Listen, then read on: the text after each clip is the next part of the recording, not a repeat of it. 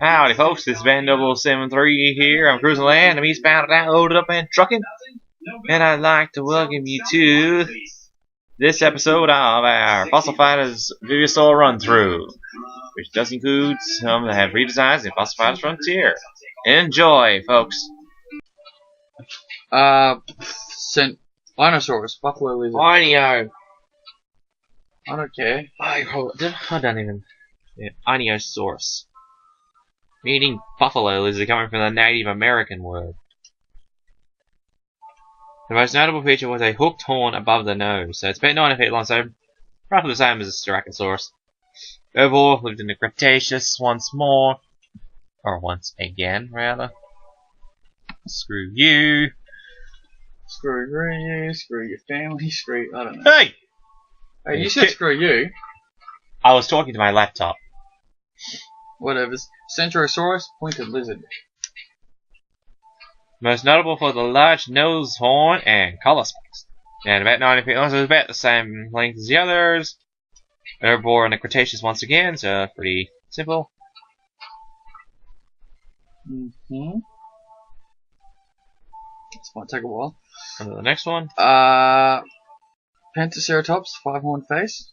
I think is it? Yep. From the word penta, meaning five, and ceratops being Greek for horn. No, the ceratopsians we shouldn't really have to speak too much about, because they're ceratopsians. The large dinosaur with an impressive 5 facial horns, although that's slightly debatable. But, you know. Are you insulting it again? It's actually slightly debatable because what they have as the other 2 horns that are under their eyes are actually look more like bony lumps rather than actual horns. Hence a little bit of a dispute over it, but we'll go with the fact that it's 5-horn face, because that's its name. Now, it's about 26 feet long, so that's actually one of the bigger ones. They're all in the Cretaceous again. Right. Now, we might want to... Oh, okay. So the next one is Pachyrhinosaurus, thick-nosed lizard. Yes, featured a bone cluster above the nose rather than a horn. About 23 feet long, so the bigger ones, herbivore and Cretaceous once again, pretty similar. Yeah, this one gets a redesign in Frontier. Mehunicosaurus, unknown. What? There is actually no known translation that I could find at the moment. That'll have to come through for because there's not enough known about the dinosaur, would be the reason. But while much is unknown about it, it is likely a Triceratops relative. And the length of unknown, as I say, there's not much known about it. We can very much guess that it would be an herbivore and lived in the Cretaceous. And this one is discovered in Japan. So, yeah. So we can... Onto the pterosaurs. Pteranodon, toothless wing. The head crown is thought to have been the key to its flight, so they act like a rudder, something like that. 29 feet, its wingspan's pretty wide too. It's a piscivore, meaning it eats fish. So it's a bit of a fishy eater. A little bit, and it's lived in the Cretaceous. Quetzalcoatlus. Quetzalcoatl, which is the feathered serpent of... It's actually... Mayan... That last part is pronounced Coatl. Huh? Quetzalcoatl. Is that how it's pronounced? That's how the god's pronounced. Anyway, it's an Aztec god, which is the feathered serpent. Because there's actually no real translation, as it were, for Quetzalcoatl. And it's the largest flying reptile, save for one that features in Frontier, which we'll do when we do that one. Who, what? No, because Pteranodon also gets 2 variations plus a redesign in Frontier, as well as Quetzalcoatlus getting one as well. Well, there's Tapayata, the old being from a 2D and it's because it's a large reptile, it has also a blade-like face, so it would have been very, very sharp along the edge of it. It's 39 foot long, so it's they reckon it's at least as tall as a giraffe. Just throw that out there. And again, like Pteranodon's piscivore and in the Cretaceous. Now, Tapayata. A mysterious dinosaur... Stupid game. A mysterious dinosaur known for its unique head orientation. Now, pterosaurs are reptiles, but they're not dinosaurs. Yeah, just putting it out there then. It's about 6 feet long, a piscivore. Again, the Cretaceous, and as AeroD said, its name means the old being from It's from a word of the Tupi language. Now, that may not be the name of the language now, but that is where its name comes from. Next one? Yep. Eudimorphodon. Eudimorphodon. True dimorphic tooth. What the fuck? Okay. Well, morph meaning to change, for a start. Winged and with a big head, it was also a long tail, and it walked on 2 legs when it wasn't flying. About 3 feet long, so it's pretty small. The Piscivore, in the Jurassic, is actually a member of the Ramphorhynchid family. What? Is that what it says, or is that something? That's actually what it is, I can tell by its tail. Okay. Anyway, on to the next one. Anhuanguera, old devil. Anhanguera. I mean, yeah, as you say, the old devil, or rather just old devil. Oddly shaped with a long head and short rear legs. It was a Piscivore, like most pterosaurs, lived in the Cretaceous as well. Now we get. Hold on. How many are there? Each. Me. Son. Yon. Go.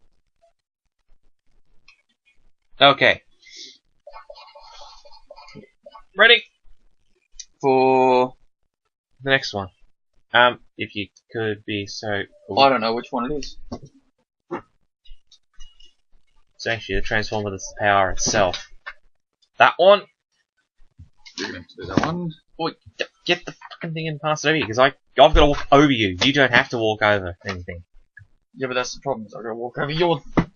Ah! But I gotta disconnect. You don't have to disconnect. You just got to take that mic off. Yeah, that's still disconnecting. Never mind, folks.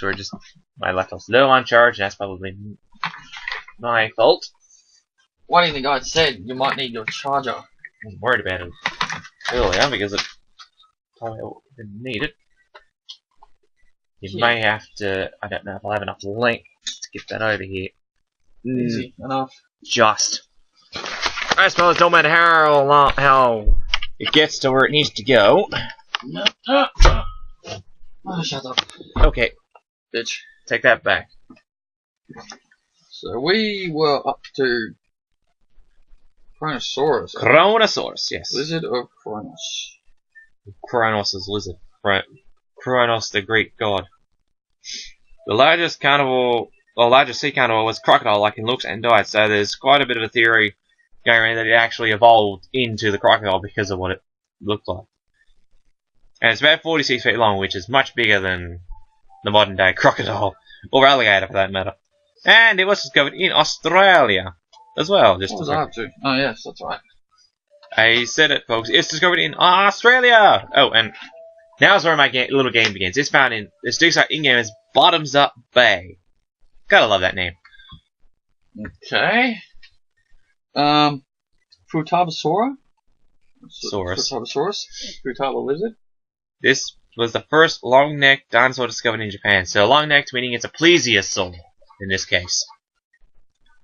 And it's about 23 feet long, so yeah, reasonable size. Piscivore again. Of course, Japan lived in the Cretaceous. Moving along. Elasmosaurus, skin-plated lizard. Featured a neck that amazingly made up most of its weight. Rightio. And it's about 42 feet long, so that may account for it. Piscivore in the Cretaceous. Now, those last two were Bottoms Up Bay. Oh, I don't have enough seeds. That would be next one you're talking about is Plesiosaurus. And the name for the genus, Plesiosauridae. Plesiosauridae, yes. Possibly, and it's possibly the best swimmer among all ancient reptiles. And it's about 6 feet long, so it's actually one of the smallest of the species. Or genus, rather. Well, now I get where the Plesiosaur and his name comes from, being near. Pretty near to our hearts. Yeah, it's Piscivore lived in the Jurassic, probably that's why it's so small. Possibly, I don't know, I don't care. He's a fish. Oh, just out of curiosity, does anyone want anyone at all want to hazard a guess at where its in-game dig site is? Just anyone at all? Oh, I wonder. Bottoms Up Bay. Oh yeah, you got it. I'd be surprised if there wasn't one that lived in Bottoms Up Bay. On to the next one. Shonisaurus, or from what? Okay. Shonisaurus is from the Shoshone Mountain lizard. This Which massive is- swimmer evolved in a similar way to fish. What? Looks more similar to a shark, or something of that manner. But anyway, It is an ichthyosaur, so. sorry. It's about 49 feet long, so it ain't exactly small. It's a piscivore, lived in the Triassic, and oh! Anyone want to hazard a guess at his dig site? In-game? Not saying it. It's a Anyone gimme. at all? Anyone at all? It's a gimme. Anyone I'm at not all? The fucking fast saying forward it. had it! The fast forward had it! Bottoms up, bay. Bottoms up bay. 5 in a row in the numerical order had bottoms up bay as a dig site. Hence why I tried. I sort of fake playing. Oh, I don't really say fake, but attempted to play that game. You what? You failed to attempt to play the game? I attempted to play the game. Probably didn't quite come off as well as I would have liked. But oh well. 1, 2. On to 7, the last 2. 10, which actually we can get a name for. Arsinoitherium. Arsinoitherium. Between Arsino's beach. These are mega fauna, folks. So these are after the dinosaurs. These are not dinosaurs. These are prehistoric beasts, which were not dinosaurs. Hence the term megafauna, because they're a lot bigger than animals today. Are we gonna go with? Basically meaning great animals. We keep the same floor, I take it. Basically. A mammal is similar to a rhinoceros, but with 2 large horns, and it's about 13 feet long. There's in the tertiary, which is the period after the dinosaurs. So anyway, herbivore. Brontotherium or Megacerops or large horned face. Yes. Depending on how you feel about This mammal featured a unique Y-shaped horn above the nose. So it's about 10 feet long, so a little bit smaller than Arsinoitherium, but much the same. Making a tertiary and an herbivore. Oh, it'd have to be spiked by this one.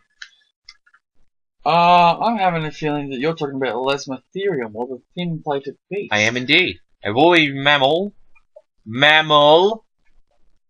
With a single horn extending up to 6 feet long. You got a problem with him being a mammal? I said woolly mammal, that's why I clarified and said He's mammal. a woolly mammal. That's why I stopped. Yeah, woolly mammal. He's the largest of the theriums of the 3 we've done so far. That it's at about 16 feet. And it was actually in the Quaternary, which is another period after the dinosaurs. Which is after the Tertiary, if I remember correctly. Right. And he's an herbivore. Moving on. Herbalicious. Hoplophonius. Now, I couldn't actually get a translation, or rather a meaning for the word, or name rather, so...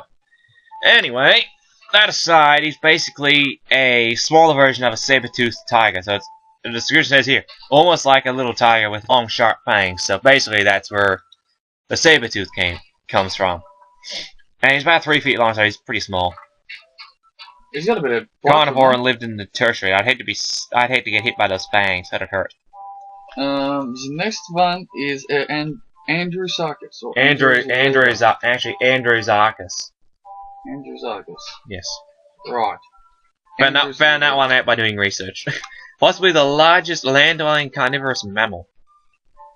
So, as the description says, it's a carnivore, lived in the tertiary, and it was actually about 13 feet long, so, yeah, pretty big. Pretty chunky. Just how I like my soup. Boom. Pachycetus or Pakistani whale. And despite walking on 4 legs, this mammal was a relative to whales, and it's about 6 feet long. It's a piscivore, meaning it's fish. Now, as AeroD said, Pachycetus means Pakistani whale, and Paki comes from where it was found, being Pakistan. And cetus is a word meaning whale, which can also be a reference to the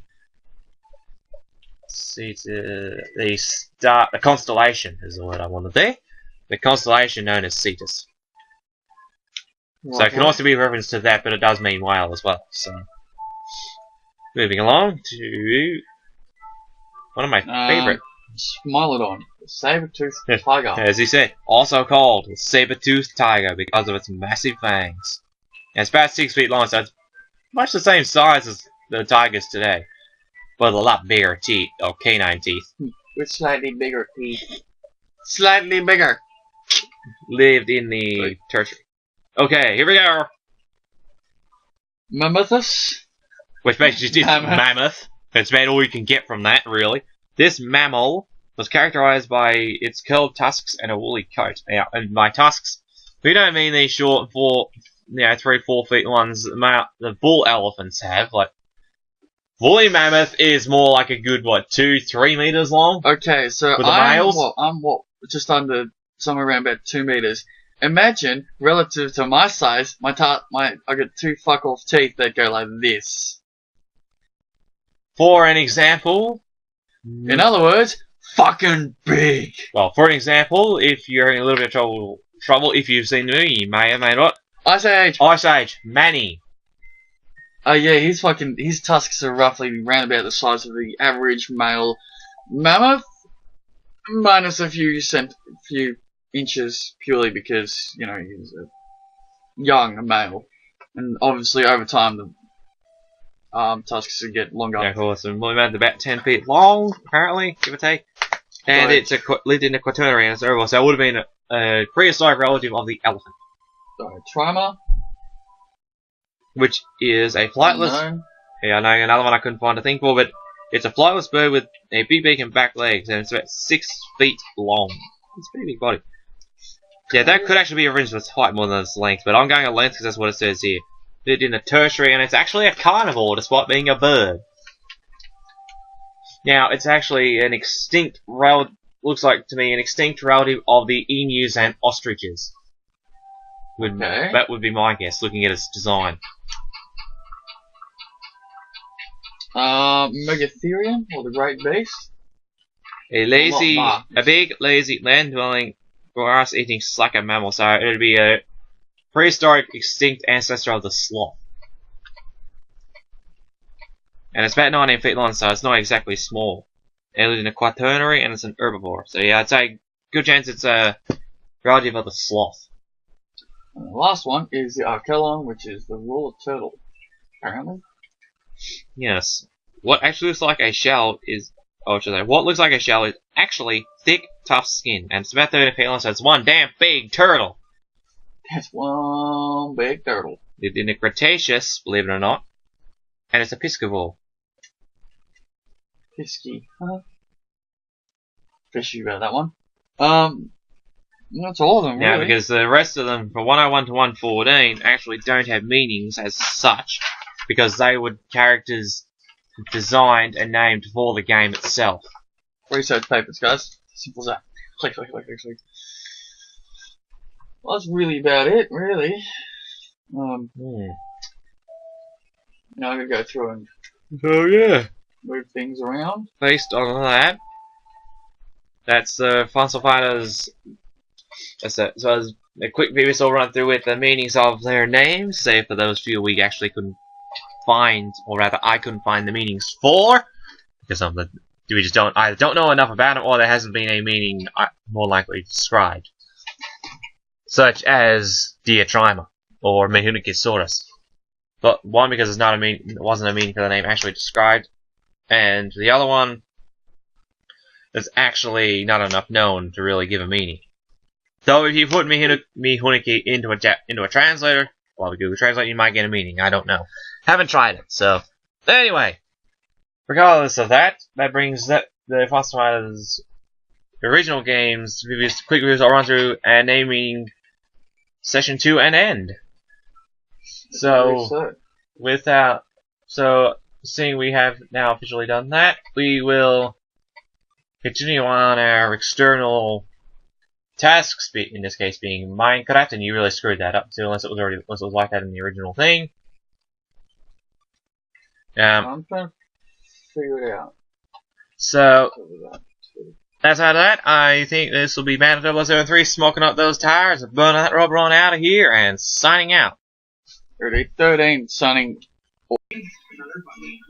Okay, so that was the episode of our Fossil Fighters Run Through for the Vivosaurs. That was name is.